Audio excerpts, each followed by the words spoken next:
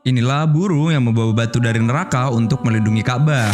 Tapi sebelumnya buat kamu yang menyukai cerita tentang sejarah Islam, jangan lupa subscribe dan like-nya agar tidak ketinggalan konten-konten menarik lainnya. Pada tahun gajah sekitar 570 Masehi, Abraha pemimpin Yaman bergerak menuju Ka'bah dengan pasukan besar gajah sebagai tunggangan utamanya. Saat mendekati Mekah, gajah-gajah itu menolak maju, memberontak dan berhenti. Lalu Allah mengutus burung-burung ababil, kawanan yang sangat banyak. Burung-burung itu membawa batu kerikil panas dari neraka. Batu-batu itu dijatuhkan ke pasukan Abraha dan mengenai mereka hingga tewas seketika. Peristiwa agung ini diabadikan dalam Quran surat Al-Fil ayat 1-5, tanda penjagaan Allah terhadap Baitullah.